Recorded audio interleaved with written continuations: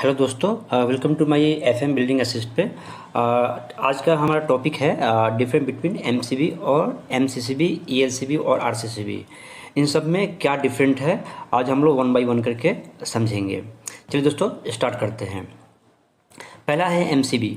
MCB miniature circuit breaker. जो MCB is use to prevent short circuit and overload protection में काम करता है। ये एमसीबी सिंगल पोल में भी होता है, डबल पोल में भी होता है और 3 पेज और 4 पोल में होता है।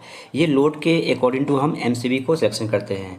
ये हमारा 5 एम्पेयर से लेकर लगभग 100 एम्पेयर तक हम आता है, तो लोड के अकॉर्डिंग टू इसको हम सिलेक्शन करते हैं। दूसरा हमारा है MCCB. MCCB moulded case circuit breaker होता है। It is used overload and short circuit protection के केस में काम करता है। It is used in the commercial and industrial और रेजिडेंशियल बिल्डिंग में काम करता है, और घर में भी हम इसको लगाते हैं। इसका इंटरप्शन जो कैपेसिटी है 10 किलो एम्पियर से 100 किलो एम्पियर है। इसका मतलब ये है से इसकी जो इंटरप्शन जो कैपेसिटी है, जो शॉर्ट सर्किट की जो कैपेसिटी है, ये 100 किलो एम्पियर से 10 किलो एम्पियर से 100 किलो एम्पियर तक इसकी बर्दाश्त करने की क्षमता होता है। इसकी रेटिंग जो है अप टू 100 एम्पियर तक होता है। इसमें क्या है से इसकी जो सेटिंग है वेरिएबल होता है। इसको हम सेटिंग को ट्रिपिंग को जो हम सेट कर सकते हैं, कम या बेस कर सकते हैं, और इसको हम चेक भी कर सकते हैं ट्रिप करवा कर।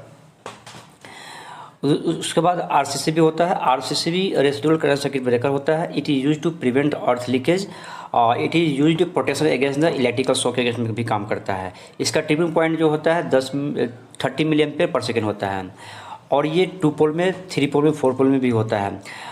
और ये शॉर्ट सेफ्टी पर्पज़ के लिए लगाया जाता है। इसको घर में भी हम लगाते हैं, कमर्शियल और रेजिडेंशियल बिल्डिंग में भी इसको हम लगाते हैं। ये ह्यूमन बॉडी के सॉफ्ट सेफ्टी के लिए लगाया जाता है। ये काफ़ी अच्छा होता है, हर जगह इसको लगाते हैं इसको।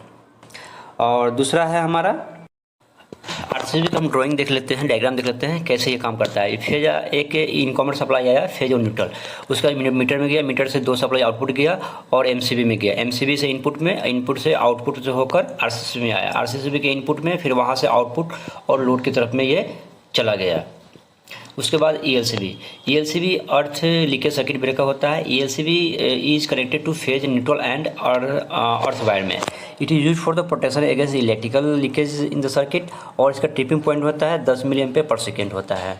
और ये जो है ये मोस्टली जो है से बहुत कम यूज होता है रेजिडेंशियल कमर्शियल बिल्डिंग में, क्योंकि इसके जगह पे हम आरसीसीबी को ही यूज करते हैं। ये रेटिंग के हिसाब से, लोड के हिसाब से ही इसको हम इंस्टॉल करते हैं। जितना रिक्वायरमेंट होता है उसी हिसाब से इसको हम इंस्टॉल करते हैं। चलिए इसका हम ड्राइंग देख लेते हैं दोस्तों। इसका ड्राइंग ये है से एक फेज और एक न्यूट्रल आया ईएलसीबी में, और यहाँ से 4 वायर निकला हुआ है। 2 वायर फेज और न्यूट्रल जो है से लोड की तरफ में चला गया है, और एक जो है से इक्विपमेंट की बॉडी में लगा हुआ है, और एक जो है डायरेक्टली जहाँ पे अर्थिंग होती है वहाँ से ईएलसी में दिया गया है। दोस्तों अगर इसको आप अर्थिंग नहीं देते हैं तो ये काम करेगा ही नहीं, क्योंकि इसकी अर्थिंग बहुत ज़रूरी होता है। अगर अर्थिंग नहीं हो तो फिर ये ऊपर तक कैसे काम ही नहीं करेगा। इसलिए बॉडी अर्थिंग और एक सेपरेट अर्थिंग भी ईएलसीबी में लगाया।